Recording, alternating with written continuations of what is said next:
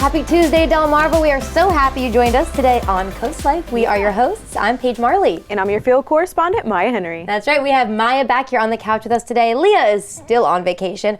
I know we're all still feeling jealous because it is cold here. It's very cold, but she looks like she's having a great time. It's warm where she is. But we're so happy to have Maya back, and we have a lot to talk about today. Okay. The first one is just kind of a fun fact. It got us talking, though. Y'all know Brenda Lee. If you don't know Brenda Lee, her name, you know her voice. She has a classic Christmas song, and she's actually now the oldest person to have a song on the Billboard 100. Isn't that incredible? It is incredible because when she actually sang the song, I thought she was a grown woman. She was like 13. Exactly. That's insane. Isn't that wild? Yeah. So she is absolutely incredible. She's still singing. You have to see this video of her. She looks amazing for being in her 70s. We'll show it to you right now, but she is still singing and doing her thing. But imagine that decades later, your song is now a Billboard Top 100 song. I would feel like the queen. I would feel like the queen of music at that point. Right. Isn't that incredible? 13 to 75. It's never too late to get your dreams, right? But this got Maya and I talking too about what songs we're hearing now, or within the last, I'll say 10 years, that we think will go down as classics, mostly Christmas songs. Do you have any that come to mind right away? I think we talked about this before. Justin Bieber's Drummer Boy. 100% Maya. I think that got him into his little R&B type phase because I liked the rest of his music when he first started. But then I was like, oh, Justin's a little smoky with this one, you know? 100%. If any of you are like, come on, Justin you Bieber, have to hear it. You have to hear it. Justin Bieber, Drummer Boy. Also, his whole Mistletoe album, I just think gave people this different vibe than maybe, and I hate to call these people out, but maybe than like Sia's Christmas, right? Or like anyone else who's tried to cover a Christmas album that's kind of in that teeny bopper. It wasn't like he was trying too hard. It kind of felt like, all right, I want to start something new and I'm going to be myself doing it. Exactly. And I digged it. It was great. Exactly. I think so too. I think Ariana Grande's a little bit in there too. With some, not all.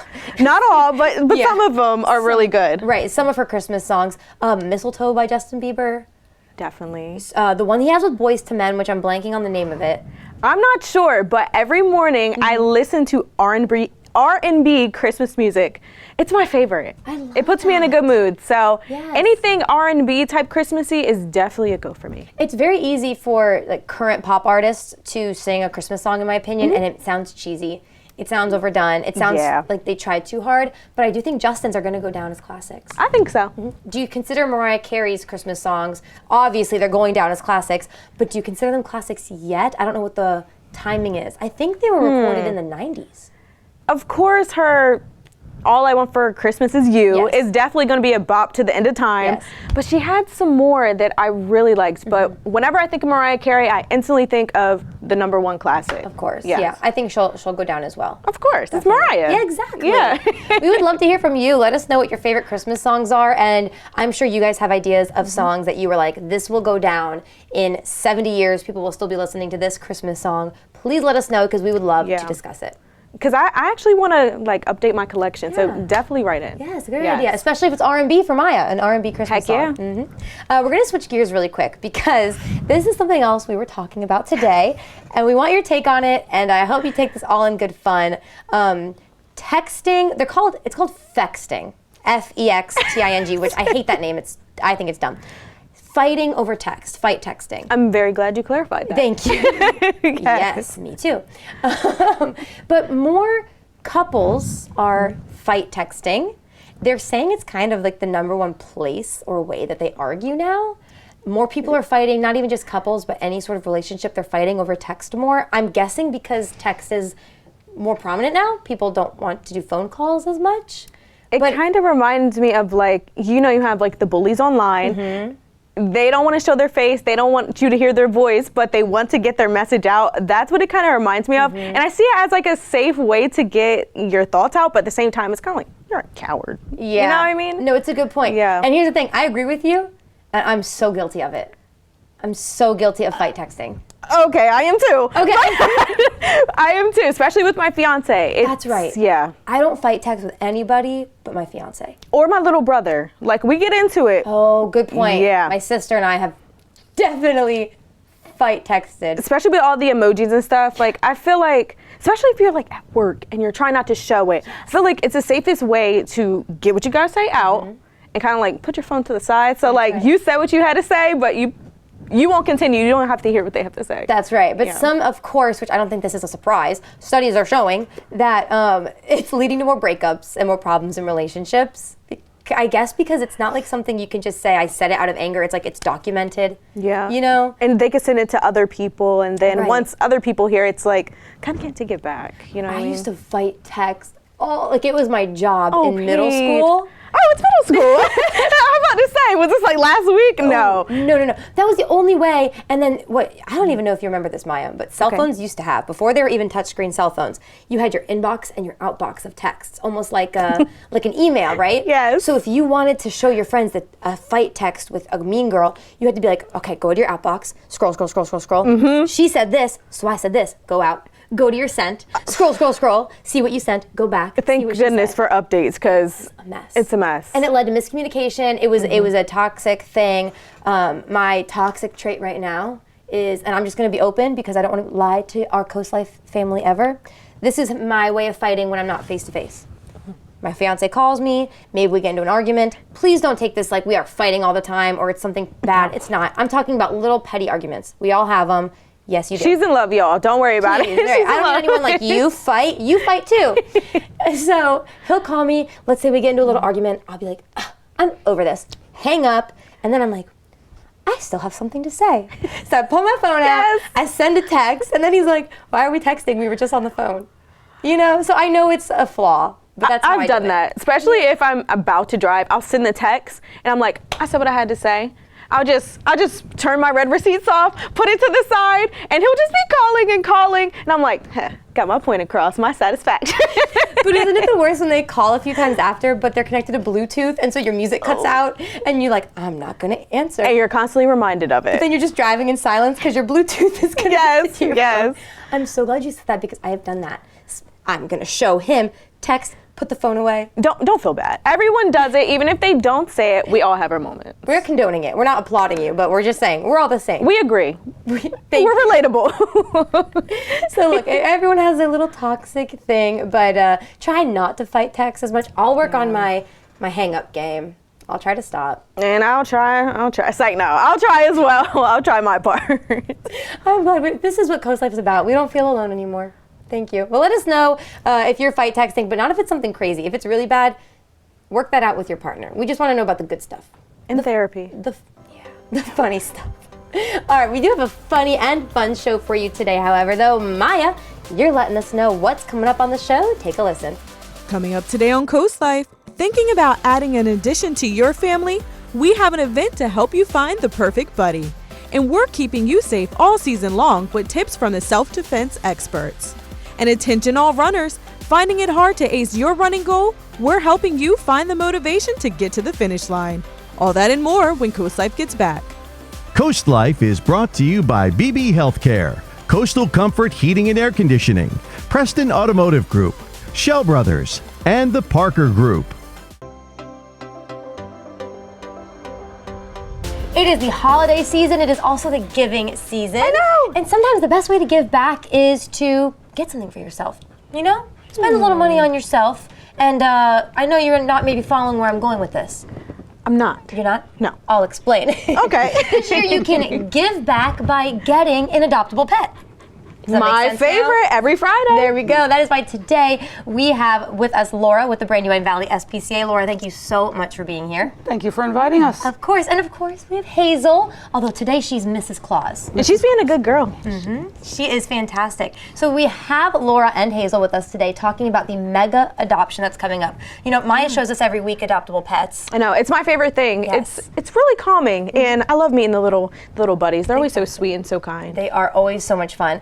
But this mega adoption event, Laura, that you guys have coming up is really to get these pets' attention. You have discounted rates. I mean, it's really a great event, so just tell us a little bit about it. It's great, yeah. So this year we're doing the mega adoption at all of our campuses in Delaware and Pennsylvania, as well as 10 partners, including New Jersey, Maryland, Pennsylvania, and Delaware. So wherever you live, there's an opportunity to find a pet. Every pet, kitten, puppy, purebred like Hazel, $35 adoption fee. So we would welcome you to come out. The hours are 11 to 5 Saturday and Sunday. There is an opportunity for early entrance on Saturday if you purchase a fast pass. It's only $50, but that gets your family the opportunity to see every pet in the building before the general public does. Wow. So that's a really, really good opportunity. All of the pets that are available for adoption are already spayed or neutered. They're up to date on their vaccinations.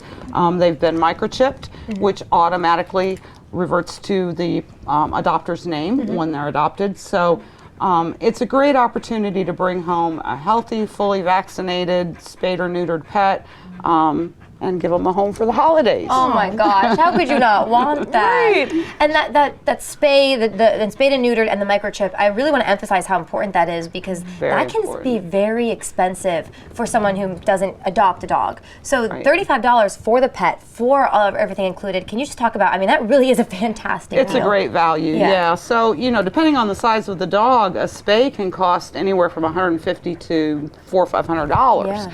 Yeah. So that alone is a huge value. But the fact that they've been completely examined by a veterinarian, they're you know, signed off on, if you will, as being healthy and you know, fully up to date on their preventatives as well. We heartworm test everybody gets dewormed, and so yeah, it's an extraordinary value. And for them, a home for the holiday is priceless. Yeah. It is really priceless. What are you seeing right now in your shelters in Delaware and in Pennsylvania? With the cold weather, are you seeing more animals coming in? Actually, cold weather slows things down Oh, okay. for a couple of reasons. I think one, because dogs don't typically have puppies in the wintertime, so we're not seeing the unwanted litters as much. Of course, we'd like to see zero unwanted litters. We'd like everybody to spay neuter. But I think the other thing is in the summertime, more dogs tend to get out, get away from their owners. People are vacationing, and their pets get away from them or get away from the pet sitter. So things do slow down in the winter, which is a good thing. It is, definitely. But still, we want to start next year with empty shelters. Right, Hopefully, exactly, yes. exactly. A perfect shelter has no animals in it, right? Exactly. That's yeah, great. We in the business say we want to work ourselves out of a job. So Exactly right. Yeah. Exactly. So if people are interested in Hazel or any other dogs, what should they do? Again, if you could just remind us how to get those fast passes and anything you think they need to do to prepare before the mega adoption. So if you go to megaadopt.com, there's a significant amount of information. The fast passes can be purchased there. The hours, the locations for every campus of Brandywine Valley SPCA campus, as well as our partner campuses. So Barks in Baltimore, for example, Kent County in Maryland, as well as our Kent County shelter, of course, and then into New Jersey. So finding the locations for where you can adopt is super critical. But you know, not everybody can adopt. We get that. Volunteers are really wanted. One of the things that you know, I like to tell people is that if your high schooler or middle schooler needs community service hours for their program, if your child is involved in a 4-H club, we welcome youth volunteers, and we would love to see them come out this weekend and help. It's incredibly rewarding to see so many dogs and cats go to good families. Yeah. So megaadopt.com. If you want to volunteer, if you want to purchase a fast pass, or if you just want more information on the locations and hours of the event, it's all there for you. Perfect. Yeah, Maya and I were on the website earlier, right? We were looking at some Looking at all the adoptable dogs. Yes, it was so fun. So you can start that, go on that website ahead of time to plan, maybe see some of the adoptable dogs, get an idea of who will fit your family. Laura, thank you so much for being here and educating us about this. Thank you. Of course. Appreciate it. Yes, we are very looking forward to the mega adoption event. I hope you are too. You can also look forward to more Coast Life. That's up next.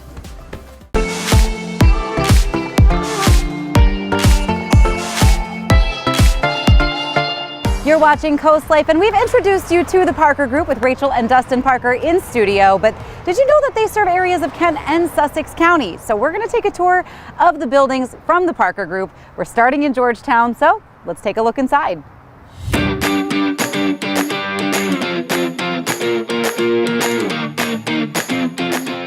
We're inside the Georgetown building for the Parker Group, and it's a beautiful building. I'm here with Hannah. Tell me a little bit about this building, because all things considered, it's fairly new, but you guys have done a great job with this. Yeah, so we've built it in 2019, so it's about 4 years old now. It's kind of our headquarters for the company, and a lot of our agents spend a lot of time here working in our various office locations, and our staff is actually located here as well. So this is kind of our corporate headquarters. Yeah, and it's cool because it's such a great vibe when you walk in. I mean, it's very welcoming. The staff is always very friendly, and there's a lot of celebration of the community as well, as you can kind of see on the mural behind us. Yes. Tell me a little bit about the artwork here. Yeah, so we actually have 3 murals in our office, and they all kind of represent the areas we serve. So all of Delaware and a little bit into Maryland's Eastern Shore. So we have the actual state of Delaware and bridges, and then we've got a lot of farmland references, beach references. So you'll see that throughout. Yeah, and you said that Georgetown, this one is sort of your headquarters for the company. Why is that? You guys really love the Georgetown community, right? Yep, and it really just like center of the county that we kind of started and planted our roots here.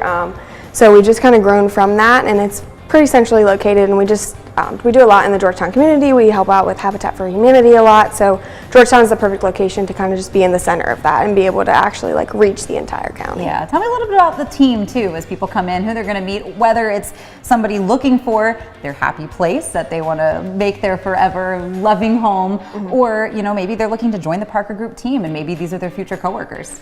Yeah, so like I said, our Georgetown location houses most of our staff actually. So you'll see our admin team, our marketing team, our accounting team, our broker works out of this office as well. So a lot of us are here, and then like I said, agents are in and out of the office as well. So if you're ever considering a career, we do also have agents in and out of the office all the time. So if you're whether you're looking for your happy place or a job, we are always in here.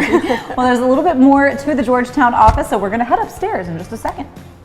One of the things that I think a lot of people, when they come to the office, will see a lot of the greenery, and of course, a lot of messaging. I mean, the happy place. We know we've talked to Rachel and Dustin about it in studio before, and the COASTLIFE couch, but it really is something that you guys hold near and dear to your hearts with the Parker Group. And tell me a little bit about your sort of core values, your mission. Yeah, so like she said, our mission statement is to help people find their happy place, whether that be in a career or in their new home or even in a new state. We really pride ourselves on making it a really comfortable and enjoyable experience rather than just a purchase of a home or a sale of a home. And in doing so, we kind of focus on local. We really enforce local, and we try to use local businesses and local vendors. And then in doing so, we also have a really technology-based approach, and we utilize the highest technology that we possibly can throughout the process. You had mentioned mortgages downstairs. What are some of the advantages to having someone on site who can help walk people through that with the Parker Group? Yeah, so a lot of times our real estate agents actually pair their listing appointment or buyer consultation with a mortgage consultation, because many clients need both services, and sometimes it's easier to connect the two, and you can kind of figure out how the two are related and how they work together. So having a loan officer in our office most days, it's really been beneficial to our clients especially. Awesome. Well, Hannah, this has been great, and the Georgetown office isn't the only place we have to get to. We're taking a trip to Milford next. We're here with Megan now, and one thing that I've noticed about each of these offices is they're all really unique and they're all really interesting, whether it's brand new or we're taking a more historical approach, and that's kind of what we have here in the Milford office. Tell me a little bit about the building. Yeah, so this is one of the Milford historic landmark buildings. So when we moved into this office, which just opened this year, we really were trying to keep some of that historic character while modernizing the space. So we do have, similar to the Georgetown office, we have that mural, and then we have the original ceiling that got painted, but we did put in, new floors, new office spaces, stuff like that. Yeah, and sort of being in downtown Milford, I mean, this is sort of the heart of the Milford community. You guys are surrounded by amazing businesses. You're also, you partake in several local events too. Tell me a little bit about that. Yeah, we're here all the time. So for things like Third Thursday, Riverfest, St. Patrick's Day, we had a big event. And then the upcoming Halloween parade will be here October 18th. We have a float in the parade, and the office will be open as well. Yeah, there's a heartbeat in Milford for sure. Well, we still have one more location to check out, so we're going to be headed to Lewis on the way. As you can see, the Parker Group has locations all throughout Kent and Sussex County, so if you're looking for your dream home, you'll be able to find it throughout those two areas. And our final stop is now in downtown Lewis. I'm here with James Riddle. How are you doing today? I'm doing well. How are you? I'm doing really well. So this is, right at the top of 2nd Street. You turn onto 2nd Street and bam, Right here. there you are. So tell me about this office space a little bit. It's really unique. Yeah, so the office is available by appointment only in the fall and winter, but it is the home for our luxury division. It's in the Walsh building, built by William Walsh back in 1930.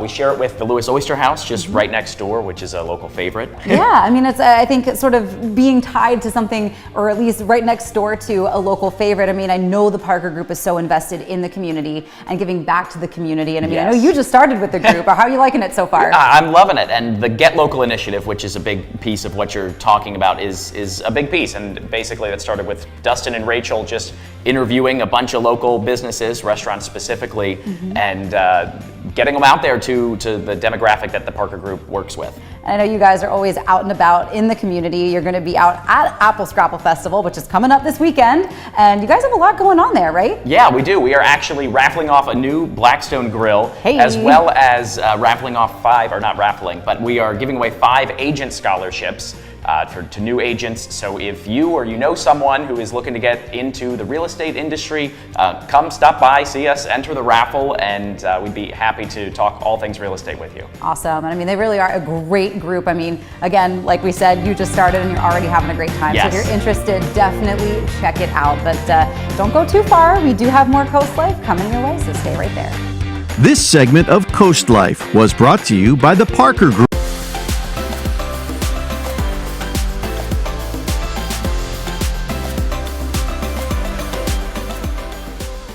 Maybe you are a true crime fanatic like me. Maybe you just had a kid and you really want to learn how to keep yourself and your child safe. There are a ton of reasons why you should put your safety first, why you may be concerned about your safety. And don't forget, every Tuesday here on Coast Life, we show you get home safely tips with Seaside Krav Maga in Lewis. Every single week, we are showing you a new way to keep yourself safe, to keep your home safe, to keep your family safe. It is so important you tune in on Tuesdays. So I will get to it. Here is a look at this week's Get Home Safely tip.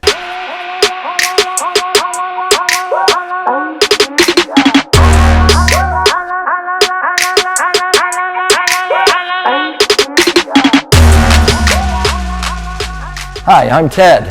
And I'm Chris from Seaside Krav Maga. This week, we're going to work on weapons of opportunity and how to utilize them to get home safe.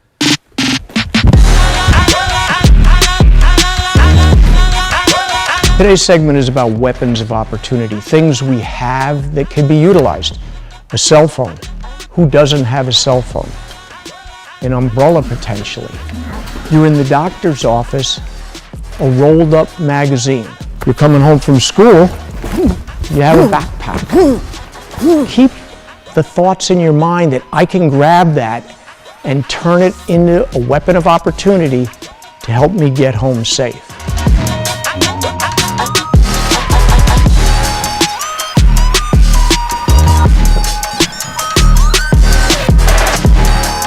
I hope you enjoyed our tips today on how to get home safely when dealing with weapons of opportunity. If you're interested in training with us at Seaside Krav Maga, you can go to our Facebook page, Seaside Krav Maga, and learn more about what we do and how to get into contact with us. And do not forget that this time of year, maybe while your children are off of school for their Christmas break, it would be a great time to get them in and start these skills young. It'd be a great time for you, maybe if you have time off of work, to really hone in on your skills. It's fantastic for mothers. It is fantastic for providers, any age, any experience. Don't forget, Seaside Krav Maga in Lewis. We have more Coast Life coming your way. We will be right back.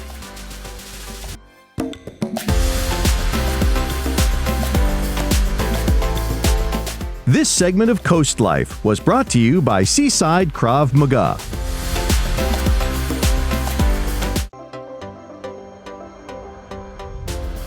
For my straight hair girlies, for my curly girlies, and you're somewhere in between. Did you know? I hope you knew this, but you all should be blow drying your hair differently. All of us have different ways we need to take care of our hair, depending on the texture, depending how curly it is. There's a lot to think about. Don't let it stress you out, okay? That is why we love, love, love our friends at Rehoboth Beauty Boutique. They are taking care of you, and here are some tips on how to best blow dry and take care of your hair.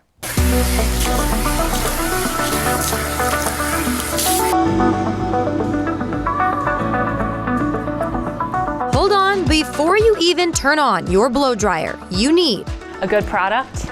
You want a good foundation product, a styling cream, an oil, anything to really help with that foundation for the blow dry. You want a good start for that. Not all hair is the same.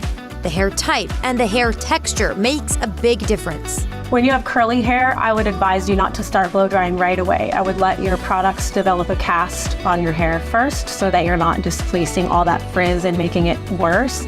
If you have fine hair, I would say that you'll want to get your root lift product on and blow dry right away to get that lift put in there, because you have to force a lift into fine hair and use a support product to keep it there. And when your hair is wet, it's more workable to be able to get it to do what you want it to do. We've all been guilty of it, going to bed with wet hair, but it's not always a bad thing.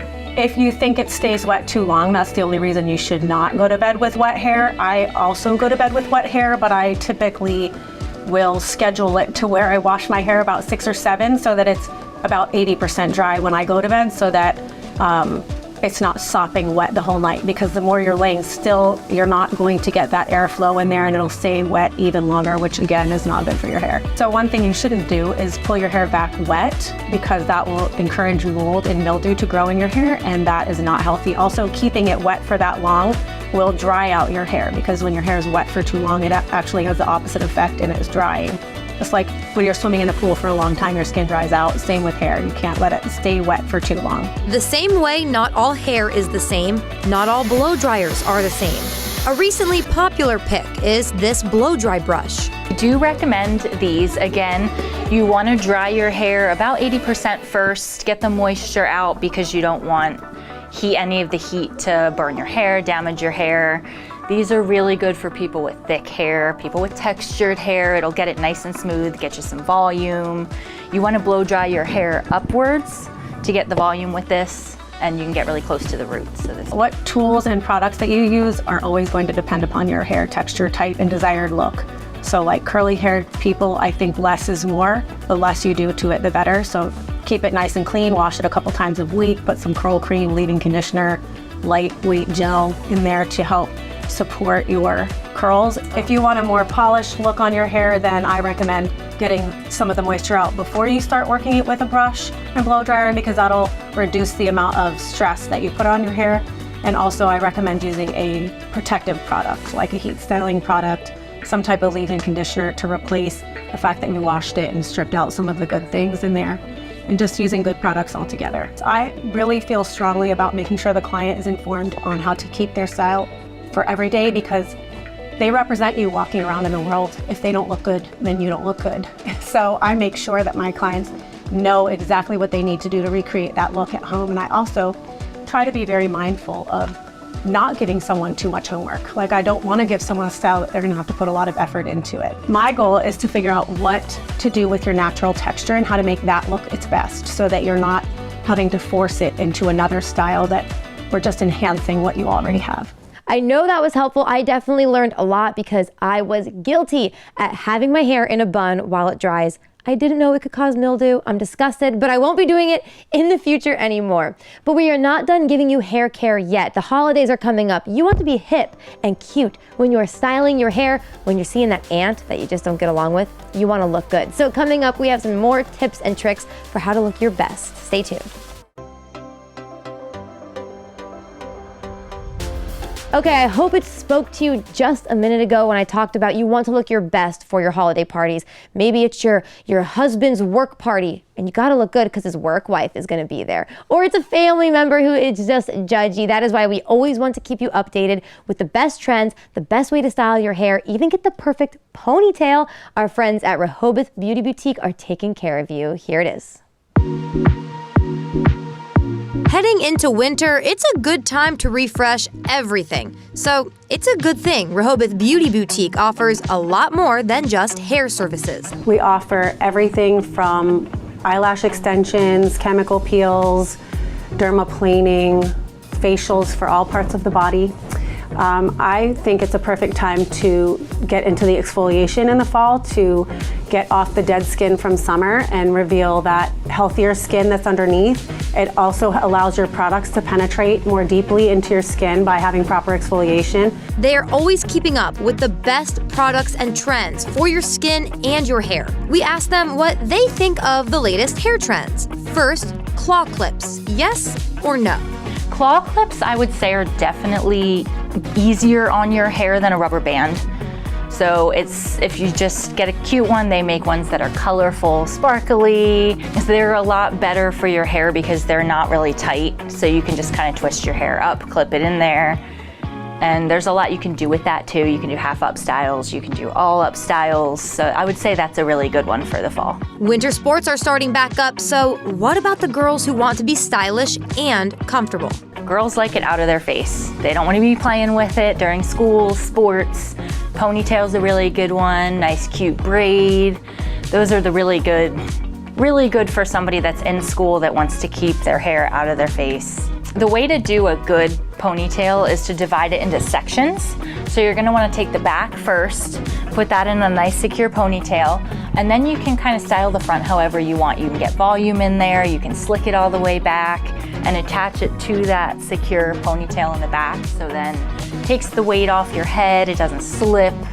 It's good for any kind of texture hair. When we asked what people are asking for in the salon, a popular answer, cowboy copper. You've probably heard of this trend or you've seen it on social media. There's definitely a lot of people coming in for the cowboy copper. It's a rich golden copper. So not orange, it's more on the golden-y side. You can do it darker, you can do it lighter. It's perfect for somebody that wants to transition into fall if you have blonde hair and you want kind of a deeper, but something a little bit fun and edgy. And if you just don't know what you want or what's trending right now, you don't have to do your research. Rehoboth Beauty Boutique has already done it for you. A lot of people like the shag and the layers, kind of more of a layery, fun, playful look is definitely coming back. The curtain bangs. Everyone loves the curtain bangs, so I would say layery in the front, kind of a face frame. I'm always looking up hair things and watching hair videos, and that's mostly what comes up on my feed because that's what I'm interested in, so I just will spend some time doing that in my downtime. I want to stay current for my clients. I want to know what they're talking about when they ask for a wolf cut. I mean, it's just a shag, but I want to know what they're talking about. So I try to stay up on that, and also different techniques because there's always a new way to do something and a new approach to an old idea that will give it a fresh, more current look.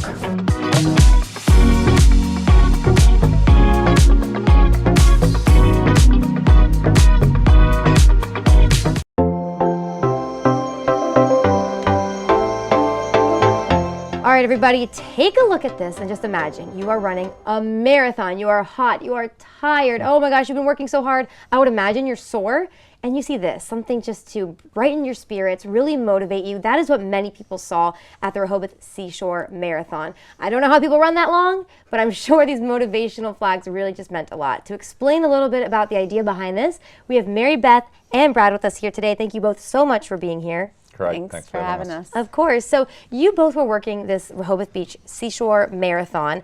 First, if you don't mind, let's jump into a little bit about the marathon. How many people were there? The length. I really want to reiterate how long these people ran, and then we'll get into those flags we just saw. Sure. The marathon, 26 miles, and then we also have a half marathon, 13.1 miles. And we had about 2,700 runners. Wow. And yeah, this is our 16th year. And it's just been growing and growing. Wow, that's incredible. And so where did this idea of this kind of flag alley, right, come into play where you're really motivating these runners? How did that begin? That was a brainstorm of mine from actually standing on the streets of Philadelphia at the Philadelphia Marathon. Wow. And it was my first marathon a few years ago. and I looked up and I saw, I'm from New Zealand originally, and I saw the New Zealand flag silhouetted in the morning sun, and I thought, whatever happens today, it's going to be a good day, and it was a good day. So being a runner, many years later, a friend of mine and I went down just to support the Seashore Marathon, and we had 2 flags, and we just strung them up in the Breakwater Trail, on the Breakwater Trail, and from there it just morphed. The next year we came back with 7, and then we just saw the reaction to runners coming through this tough part of the course, and we thought, wow, we're onto something. So I reached out to Mary Beth and said, hey, what do you think about stringing up like 50 state flags? Wow. And from there it just snowballed. I think we're up to about 70 now. And that's now backed by our Surf Gimp Foundation, which is all our volunteers who come out to support the runners. We have charity runners with us now. Last year I think we had 13, now we're up to 20, and they help raise money for our foundation, Surf Gimp Foundation, which helps disabled athletes pursue and chase their dreams. I'd love if you wouldn't mind talking about Surf Gimp a little bit more and telling us why it's so important to you and why so many people were out running for the foundation. Absolutely. So Surf Gimp Foundation was started in memory of our good friend Jay, who was a local surfer. Yes. And he pursued a life where he just wanted to go for it. And we took him surfing all up and down the East Coast, Puerto Rico, Hawaii, California. And unfortunately, you know, he passed away, but before he did, we told him that we would continue to help other disabled athletes. And that's really what the foundation does. It gives a means of financial ability to people, whether they want to enter a surf contest or they need a new piece of equipment. So over the last few years, we've given away over $250,000, Wow. And we have a grant cycle every year. People apply to the foundation. So when we have runners turn up like they do at the Seashore Marathon, those runners have raised close to $30,000, which as a non-profit, all the money that gets raised goes straight back out to help disabled people, you know, chase their dreams just like Jay did. Definitely. That's a great story. Thank you for sharing that with us. And I'd love to get to, from a runner's point of view, you're running, I mean, a marathon, even a half marathon, that is a lot. And of course you're running for something that's probably motivating you. But what goes through a runner's mind when they are maybe at that, they're tired, they're worn out, and they see those flags? What does that feel like inside? Where they are on the course is kind of near the end. We have only about 3 miles left. So people are pretty tired, whether they're doing the half marathon or they're full.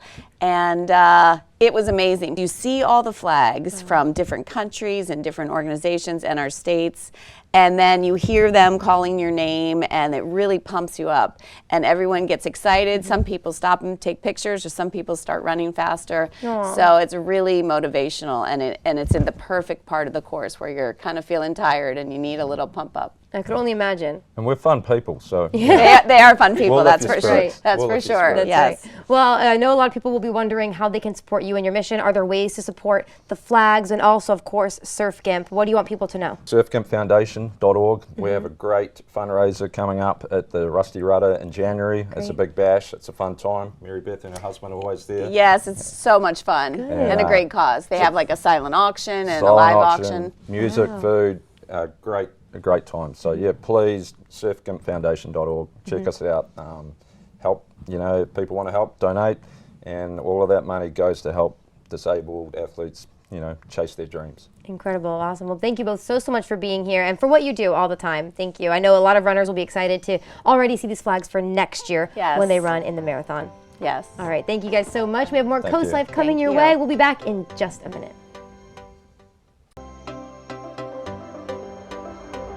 Okay, imagine this.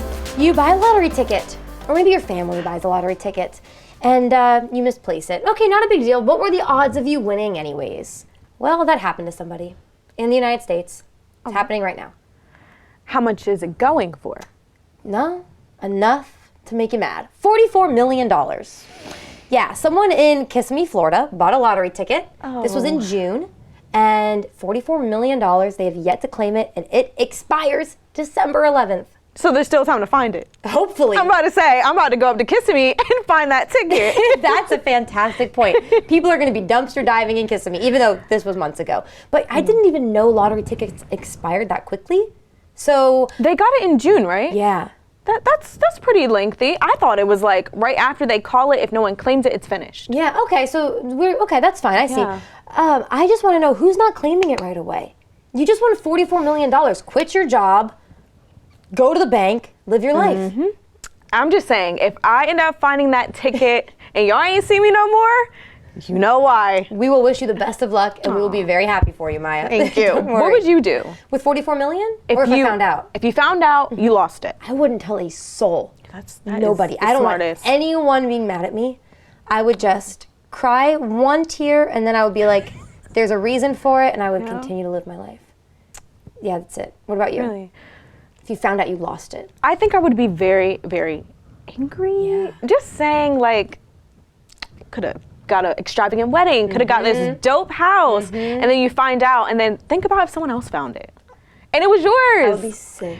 Yeah. They might not even know it's theirs, though. If they accidentally lost it, they might not have seen the numbers, and they might just be like, well, could be me, could not be me. So if you were in Kissimmee, Florida, June, I think it was the 14th, but in June, sorry, that stinks for you.